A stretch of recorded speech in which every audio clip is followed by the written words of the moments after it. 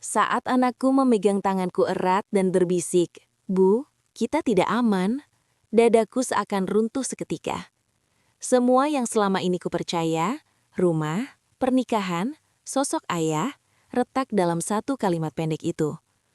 Aku ingin menyangkal, ingin percaya ini hanya ketakutan anak kecil, tapi naluriku berteriak lebih keras dari logika.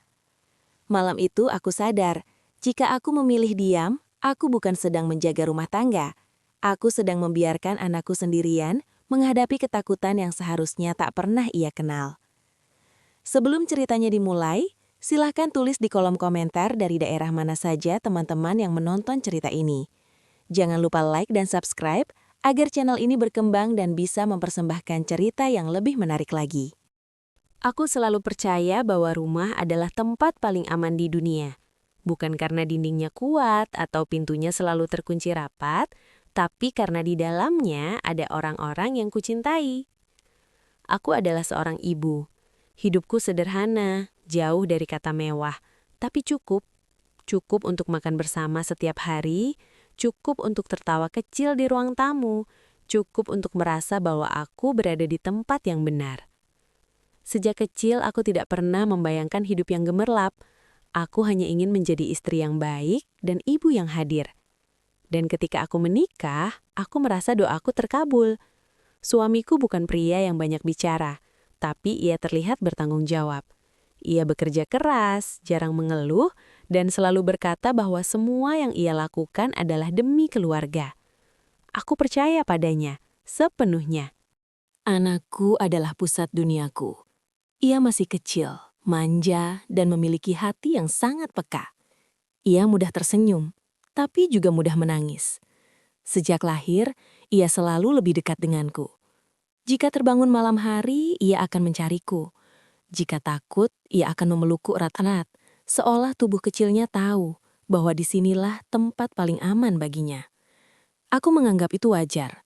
Seorang anak memang seharusnya merasa aman bersama ibunya. Kehidupan kami tidak sempurna, tapi tenang. Rumah kami tidak besar, tapi hangat. Tidak ada pertengkaran hebat, tidak ada teriakan yang memecah malam. Suamiku sering pulang larut dengan alasan pekerjaan. Aku tidak pernah mempermasalahkannya. Bagiku, bekerja keras untuk keluarga adalah bentuk cinta. Aku memilih percaya daripada mencurigai.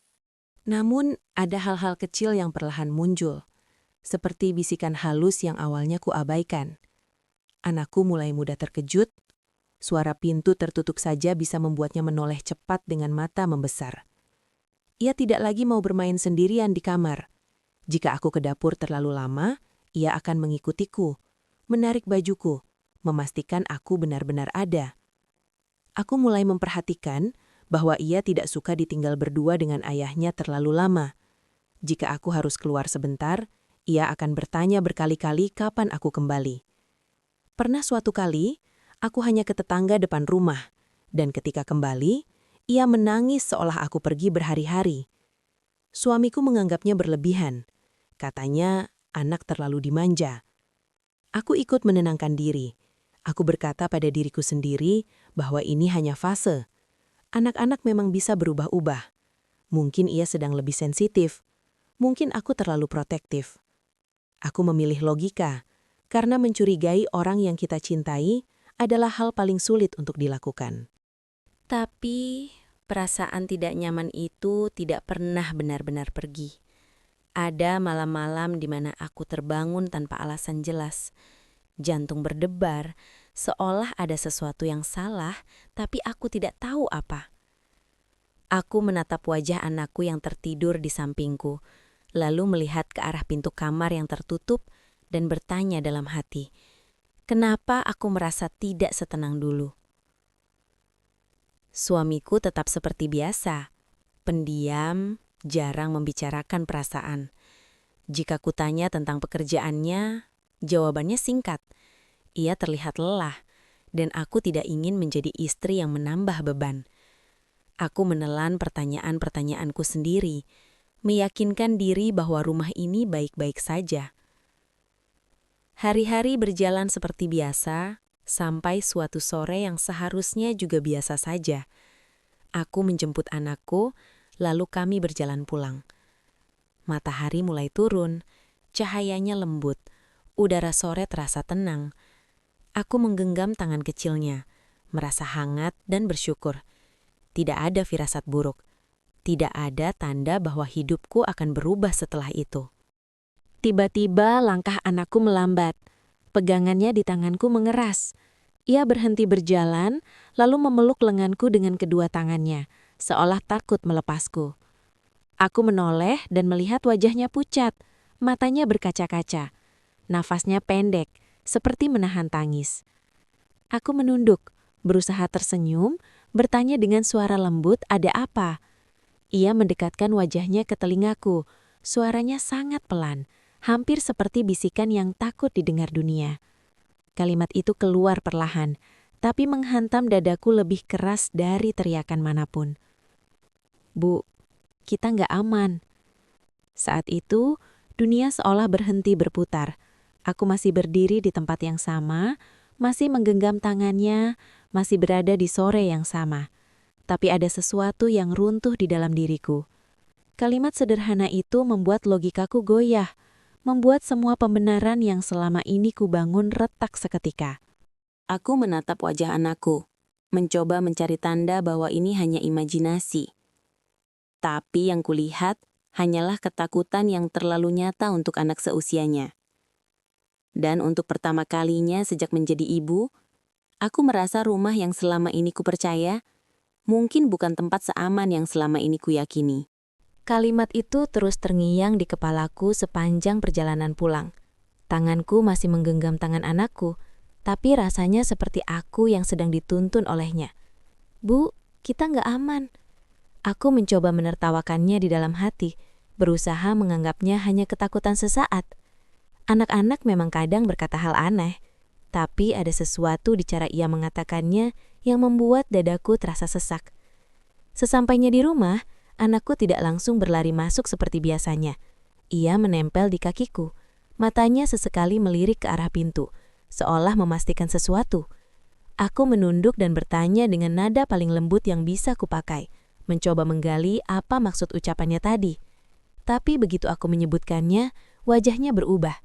Ia menggeleng keras, bibirnya bergetar, lalu menangis. Tangisnya bukan tangis anak yang rewel, itu tangis yang tertahan, seolah ia takut suaranya terdengar terlalu keras.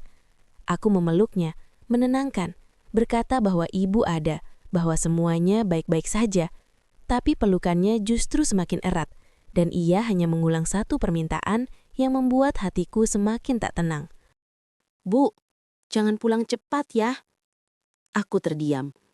Tidak pulang cepat. Dari mana ia tahu aku akan pulang? Atau apa yang ia maksud dengan tidak pulang cepat? Aku tidak memaksa. Aku belajar sejak lama bahwa memaksa anak bicara hanya akan membuatnya menutup diri. Aku memilih menunggu, meski di dalam dadaku kegelisahan mulai tumbuh. Malam itu, perubahan-perubahan kecil mulai terlihat jelas. Anakku sulit tidur. Ia bolak-balik terbangun, berkeringat, menangis dalam tidurnya. Setiap kali matanya terbuka, ia langsung mencari wajahku. Jika aku bergeser sedikit saja dari tempat tidur, ia akan terbangun dan memanggilku dengan suara panik. Aku duduk di sampingnya, mengusap rambutnya, mencoba menenangkan. Aku bertanya apakah ia bermimpi buruk. Ia mengangguk. Tapi ketika ku tanya mimpinya tentang apa, ia kembali menggeleng, lalu memalingkan wajah. Ada ketakutan yang belum bisa ia beri nama, dan itu membuatku merasa tak berdaya.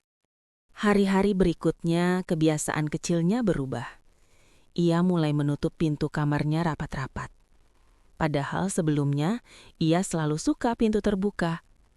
Ia berkata takut gelap, tapi tetap ingin pintu tertutup. Kontradiksi kecil itu menggangguku. Ia juga menjadi lebih sensitif terhadap suara. Langkah kaki di lorong saja bisa membuatnya melonjak. Aku mulai mengamati dengan lebih saksama. Aku mencatat hal-hal kecil di kepalaku, seperti seorang ibu yang berusaha menyusun puzzle tanpa tahu gambarnya. Aku mengingat kembali kejadian-kejadian yang dulu kuanggap sepele. Saat ia tiba-tiba menangis tanpa sebab jelas, Saat ia menolak dipeluk ayahnya dengan alasan capek. Saat ia memilih duduk di dekatku, bukan di pangkuan ayahnya seperti dulu. Aku juga mulai memperhatikan suamiku. Ia tetap bersikap biasa saja. Tidak ada perubahan besar di wajahnya, di nada suaranya. Ketika ku ceritakan bahwa anak sulit tidur dan sering ketakutan, ia hanya menghela nafas. Katanya anak terlalu dimanja. Katanya aku terlalu cemas dan menularkan kecemasan itu pada anak. Ucapan itu menusuk, tapi aku menahannya. Aku tidak ingin memperbesar masalah. Aku mencoba menjelaskan bahwa ini berbeda, bahwa ada ketakutan yang tidak biasa. Tapi ia justru terlihat defensif. Nada bicaranya meninggi sedikit, cukup untuk membuatku terdiam. Jangan cari-cari masalah. Anak itu butuh disiplin, bukan perlindungan berlebihan, katanya. Kalimat itu membuat jarak di antara kami semakin terasa. Bukan karena marah, tapi karena aku merasa sendirian. Seolah naluri keibuanku dianggap berlebihan, bahkan salah. Aku mulai bertanya dalam hati, sejak kapan aku harus membenarkan rasa takut anakku? Malam demi malam, ketegangan kecil itu terus ada. Tidak sampai menjadi pertengkaran besar, tapi cukup untuk membuat udara di rumah terasa berat. Aku memilih diam, lebih banyak mengamati. Aku memperhatikan kapan anak terlihat paling gelisah, kapan ia paling tenang. Aku memperhatikan bagaimana ia bereaksi terhadap setiap orang di rumah. Dan semakin aku mengamati, semakin aku merasa ada pola yang tidak ingin kuakui. Ada momen-momen tertentu di mana anakku terlihat jauh lebih waspada. Ada waktu-waktu tertentu di mana ia lebih memilih bersembunyi di balikku, memegang bajuku, seolah aku adalah satu-satunya perisai yang ia miliki. Aku mulai berbicara dengan anakku di waktu-waktu tenang, bukan dengan pertanyaan langsung, tapi dengan cerita, dengan permainan. Aku membiarkannya tahu bahwa ia aman untuk bicara, bahwa apapun yang ia rasakan itu penting. Kadang ia hanya menatapku lama, matanya penuh sesuatu yang ingin keluar tapi tertahan. Suatu malam, setelah rumah benar-benar sunyi, aku berbaring di sampingnya. Lampu redup, napasnya mulai teratur. Aku mengira ia sudah tertidur. Tiba-tiba, tangannya meraih lenganku. Pegangannya kecil, tapi gemetar. Ia mendekatkan wajahnya ke bahuku. Suaranya nyaris tak terdengar. "Bu." Aku menahan nafas. Ada sesuatu dalam panggilan itu yang membuat jantungku berdebar. "Iya, Nak." Ia terdiam beberapa detik, seolah menimbang kata-kata. Lalu dengan suara yang sangat pelan, lebih pelan dari bisikan sebelumnya, ia berkata sesuatu yang membuat tubuhku dingin dari ujung kepala sampai kaki. "Bu, jangan percaya ayah sepenuhnya." Aku membeku. Dunia seolah menyempit hanya pada suara napas kami berdua. Aku ingin bertanya, ingin memeluknya lebih erat, ingin berteriak menolak kemungkinan yang muncul di kepalaku. Tapi aku tahu, jika aku bereaksi berlebihan, ia mungkin akan menutup diri selamanya. Aku hanya memeluknya, mengusap punggungnya perlahan, menahan air mata yang mengancam jatuh.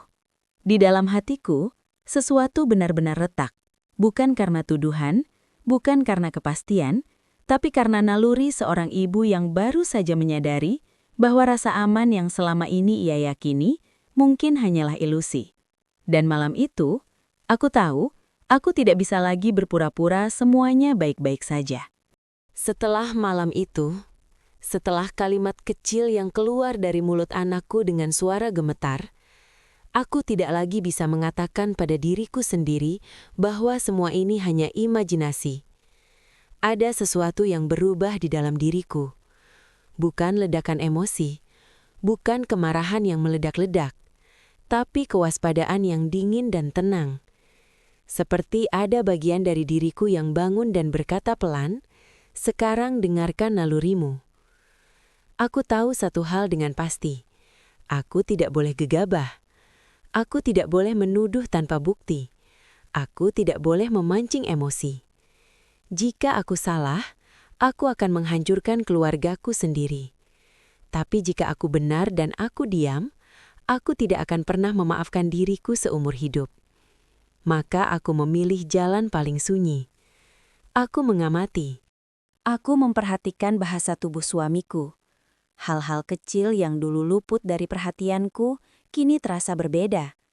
Cara ia berdiri terlalu lama di ambang pintu. Cara matanya mengikuti gerak anak, bukan dengan kehangatan, tapi dengan sesuatu yang sulit kujelaskan. Cara ia berbicara pada anak dengan nada yang terdengar biasa, tapi membuat bahu anakku menegang. Aku memperhatikan caranya menyentuh kepala anak, bukan kasar, tapi cukup untuk membuat anakku mundur selangkah. Aku memperhatikan bagaimana anakku selalu mencari mataku setiap kali ayahnya berbicara. Seolah ia ingin memastikan aku melihat. Seolah ia ingin aku tahu. Aku juga mulai mencatat pola. Ada malam-malam tertentu di mana anakku jauh lebih gelisah. Ia akan meminta tidur lebih awal atau justru menolak tidur sama sekali. Pada malam-malam itu, ia akan memastikan pintu kamarnya tertutup rapat, dan ia akan memintaku mengunci pintu kamar kami setelahnya. Pagi-pagi setelah malam-malam itu, aku sering menemukan pintu kamar anak tidak terkunci. Terbuka sedikit, cukup untuk membuat dadaku mengeras. Aku bertanya pada anak apakah ia membuka pintu. Ia menggeleng cepat, terlalu cepat, seperti anak yang takut salah menjawab. Aku mulai berpura-pura, pura-pura lelah, pura-pura tertidur lebih awal. Aku mencium anakku, mematikan lampu, lalu berbaring dengan mata terpejam, tapi pikiran terjaga penuh. Setiap suara di rumah terasa lebih keras. Detak jam dinding terdengar seperti hitungan mundur. Malam itu, rumah sunyi, terlalu sunyi. Aku bisa mendengar napasku sendiri. Aku bisa merasakan jantungku berdetak di tenggorokan. Aku memeluk anakku, memastikan ia sudah tertidur. Lalu perlahan melepaskan diri dan kembali ke kamar. Aku berbaring, memejamkan mata, menunggu. Tidak lama kemudian, aku mendengarnya.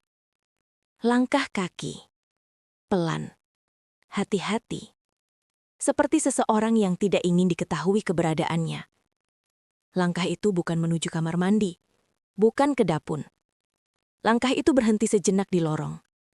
Ada jeda. Lalu suara pintu yang dibuka perlahan. Bukan dibuka penuh, hanya sedikit, seperti mengintip. Jantungku hampir berhenti. Tanganku mencengkram seperai. Aku ingin bangkit. Aku ingin berteriak. Tapi tubuhku terasa kaku. Naluri ibu di dalam diriku berteriak untuk bertindak. Tapi bagian lain dari diriku tahu, jika aku bergerak terlalu cepat, semuanya bisa berakhir tanpa jawaban. Aku menunggu beberapa detik lagi. Setiap detuk terasa seperti 1 jam. Lalu aku bangkit perlahan. Aku membuka pintu kamar sedikit. Cukup untuk mengintip ke lorong. Lampu lorong mati. Tapi cahaya samar dari kamar anak cukup untuk membuat bayangan terlihat jelas. Dan di sana, di ujung lorong yang selama ini kuanggap aman, aku melihatnya. Bayangan suamiku. Ia berdiri di depan kamar anak. Tidak masuk, tidak pergi. Hanya berdiri. Terlalu lama untuk disebut kebetulan. Terlalu sunyi untuk disebut wajar. Tubuhnya diam, seolah sedang menimbang sesuatu. Seolah menunggu. Aku menahan nafas. Dunia seakan berhenti berputar. Dalam momen itu, aku tidak melihat suamiku sebagai pasangan hidup. Aku melihatnya sebagai sosok asing di rumahku sendiri. Sosok yang berdiri di antara anakku dan rasa aman yang selama ini kupercaya. Aku mundur perlahan, kembali ke kamar, menutup pintu tanpa suara. Aku bersandar di balik pintu. Air mata mengalir tanpa suara. Tanganku gemetar, tapi pikiranku justru terasa sangat jernih. Malam itu, aku tahu satu hal. Aku tidak bisa lagi hanya menjadi ibu yang menenangkan. Aku harus menjadi ibu yang melindungi. Dan apapun kebenarannya, aku harus siap menghadapinya. Setelah malam itu, setelah aku melihat bayangan suamiku berdiri terlalu lama di depan kamar anak, aku tidak lagi bisa tidur dengan tenang. Siang dan malam terasa menyatu. Kepalaku penuh dengan potongan-potongan kecil yang kini mulai saling terhubung. Aku tidak lagi bertanya apakah aku berlebihan. Aku mulai bertanya seberapa jauh aku terlambat. Aku juga mulai merekam suara. Bukan dengan niat buruk, tapi dengan ketakutan yang sudah terlalu besar untuk diabaikan. Aku meletakkan ponsel lama di dekat pintu kamar anak pada malam-malam tertentu. Aku berpura-pura tertidur seperti biasa, sementara hatiku berdoa agar aku tidak mendengar apapun yang akan mengubah hidupku selamanya. Suatu malam, rekaman itu berisi suara langkah. Pelan. Lalu suara pintu. Lalu suara suamiku. Nadanya rendah, bukan marah, tapi anehnya lebih menakutkan. Nada yang biasa digunakan orang dewasa untuk membuat anak menurut tanpa berteriak. Aku mendengarnya berkata hal-hal yang membuat dadaku seperti diremas. Kalimat-kalimat yang tidak kasar, tapi menusuk. Kalimat yang membuat anak merasa kecil, takut, bersalah. Kalimat yang menyuruh anak diam, menyimpan rahasia, dan merasa bahwa ketakutannya sendiri adalah kesalahan. Aku menghentikan rekaman itu dengan tangan gemetar. Aku muntah di kamar mandi tanpa suara. Dunia yang selama ini kupercaya runtuh bukan dengan suara ledakan, tapi dengan retakan sunyi yang menyakitkan. Namun yang paling menghancurkanku bukan rekaman itu. Yang paling menghancurkan adalah pengakuan anakku. Butuh waktu lama. Aku tidak langsung bertanya. Aku menunggu momen di mana ia merasa aman. Aku memeluknya lebih lama dari biasanya. Aku tidak memaksanya bicara. Aku hanya berkata bahwa apapun yang ia rasakan, ibunya ada. Malam itu, ia akhirnya bicara. Suaranya kecil, terputus-putus. Tangannya dingin saat menggenggam bajiku. Ia tidak menatap mataku saat mulai bercerita, seolah takut melihat reaksiku. Ia mengatakan bahwa ayahnya sering berkata hal-hal yang membuatnya takut. Bukan 1 kali, bukan 2 kali, tapi cukup sering hingga ia mulai percaya bahwa rumah bukan lagi tempat berlindung. Ayahnya mengatakan bahwa ia harus diam, bahwa jika ia bicara, ibunya akan sedih, bahwa semua ini akan jadi salahnya. Anakku berkata ia sering pura-pura tidur. Ia berkata ia merasa dadanya sesak setiap kali mendengar langkah kaki di malam hari. Ia berkata ia takut pulang cepat bersamaku karena itu berarti ayahnya akan ada lebih lama di rumah. Aku mendengarnya tanpa menyelah. Setiap kata seperti pisau. Tapi aku tahu, jika aku menangis atau berteriak saat itu, anakku akan berhenti bicara. Jadi aku menahan semuanya. Aku mengangguk. Aku berkata terima kasih karena ia berani bicara. Aku berkata bahwa ia tidak salah. Setelah ia tertidur, aku duduk sendirian di ruang tamu, menatap dinding kosong. Aku merasa marah, aku merasa jijik, aku merasa hancur dengan cara yang belum pernah kurasakan sebelumnya. Orang yang kupilih sebagai pasangan hidup, orang yang kupercaya sebagai ayah dari anakku, ternyata adalah sumber ketakutan terbesar dalam hidup anakku. Konflik batin itu hampir membuatku gila. Ini ayah anakku, ini suamiku. Bagaimana mungkin dua kebenaran itu hidup berdampingan dengan kenyataan yang baru saja kudengar? Aku ingin menyangkal. Aku ingin mengatakan ini hanya kesalahpahaman. Tapi setiap bukti, setiap catatan, setiap rekaman, dan setiap kata dari anakku menarikku kembali ke satu kesimpulan yang tak bisa kuhindari. Ini bukan kesalahan kecil. Ini bukan salah paham. Ini bukan fase. Ini adalah bahaya nyata. Dan malam itu, di rumah yang dulu kuanggap paling aman di dunia, aku sadar bahwa tugasku sebagai ibu bukan lagi menjaga keharmonisan, tapi menyelamatkan nyawa kecil yang bergantung sepenuhnya padaku. Tidak ada ibu yang pernah bermimpi harus memilih antara pasangan hidup dan anaknya sendiri. Pilihan itu tidak pernah adil, tidak pernah mudah, dan tidak pernah datang dengan peringatan. Tapi hidup tidak selalu bertanya apakah kita siap. Ia hanya datang, lalu memaksa kita berdiri di persimpangan yang paling menyakitkan. Aku tahu aku tidak bisa terus berpura-pura. Setiap pagi anakku bangun dengan mata yang terlalu waspada untuk usianya. Setiap malam, ia tidur dengan tubuh menegang. seolah rumah ini bukan lagi tempat berlindung. Dan aku tahu, selama aku diam, selama aku berharap keadaan membaik dengan sendirinya, aku ikut menjadi bagian dari ketakutannya. Aku menghadapi suamiku pada suatu malam yang terasa lebih sunyi dari biasanya. Aku tidak berteriak, aku tidak menangis.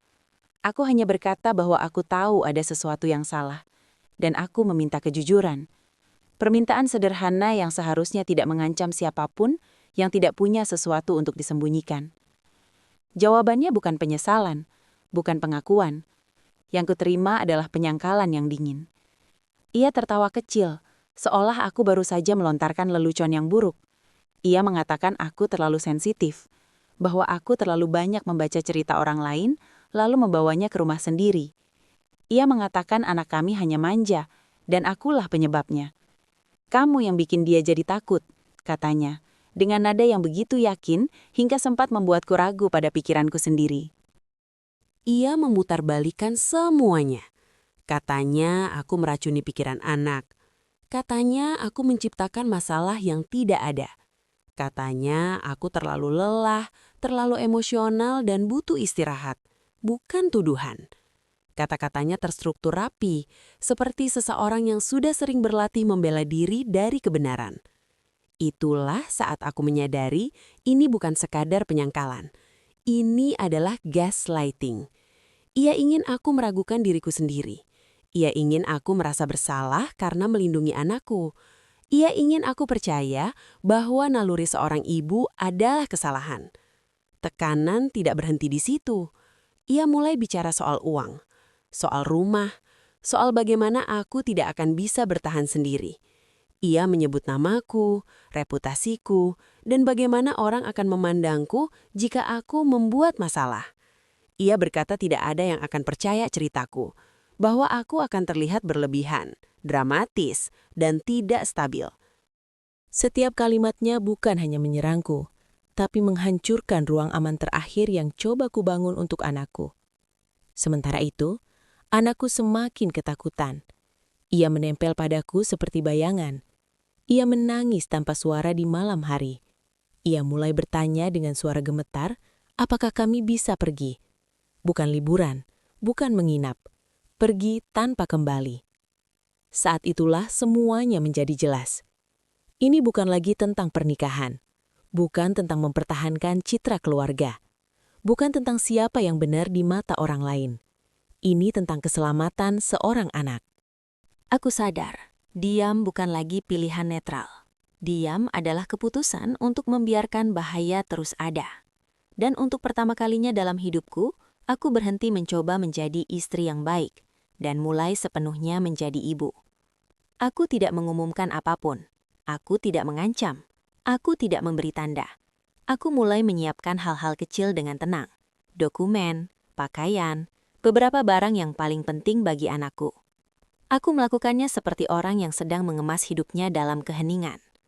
Malam aku pergi, aku tidak menoleh ke belakang. Aku menggenggam tangan anakku erat-erat. Tangannya dingin, tapi genggamannya kuat. Tidak ada tangisan, tidak ada drama. Hanya langkah cepat dan napas tertahan. Saat pintu tertutup di belakang kami, aku tahu satu hal dengan pasti. Aku mungkin akan kehilangan banyak hal setelah ini. Tapi aku tidak akan kehilangan anakku. Dan jika dunia menuntutku memilih, maka pilihanku sudah jelas sejak hari pertama aku memeluknya sebagai bayi. Aku pergi, bukan sebagai istri yang kalah, tapi sebagai ibu yang akhirnya berani melindungi. Kami tiba di tempat yang tidak memiliki kenangan apapun tentang masa lalu. Tidak ada dinding yang menyimpan bisikan. Tidak ada pintu yang membuat jantungku berdebar setiap kali malam datang. Tempat itu sederhana, bahkan terasa asing pada awalnya. Tapi untuk pertama kalinya sejak lama, aku bisa menarik nafas tanpa rasa takut. Aku menyadari sesuatu yang pahit namun jujur. Rasa aman bukan soal kemewahan, tapi tentang siapa yang tidak lagi berada di dekatmu. Hari-hari pertama bukanlah hari yang tenang. Tubuhku aman, tapi pikiranku masih tertinggal di rumah lama. Setiap suara kecil membuatku terlonjak. Setiap bayangan di sudut ruangan membuatku menoleh terlalu cepat. Aku tidur dengan satu mata terbuka, seolah bahaya bisa muncul kapan saja. Anak itu, darah dagingku, tidur menempel di sisiku. Seakan dunia di luar selimut masih terlalu menakutkan untuk dihadapi sendiri. Prosesnya tidak mudah. Tidak ada ibu yang keluar dari situasi seperti ini tanpa luka. Ada malam-malam ketika aku menangis tanpa suara, bukan karena rindu, tapi karena kecewa pada diriku sendiri. Aku mengulang-ulang pertanyaan yang sama di kepalaku. Mengapa aku tidak melihatnya lebih cepat? Mengapa aku terlalu lama menenangkan diri dengan logika? Mengapa aku lebih takut kehilangan pernikahan daripada mendengar bisikan anakku sendiri? Bantuan datang perlahan, bukan seperti penyelamat yang masuk dengan pintu terbuka lebar, tapi seperti tangan-tangan kecil yang menopang dari berbagai arah. Ada orang-orang terpercaya yang tidak banyak bertanya, hanya berkata, "Kamu melakukan hal yang benar." Ada pihak profesional yang membantuku memahami bahwa ketakutan anakku bukan hayalan, dan rasa hancurku bukan kelemahan.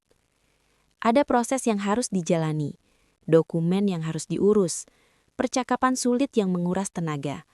Tapi aku tidak lagi sendirian.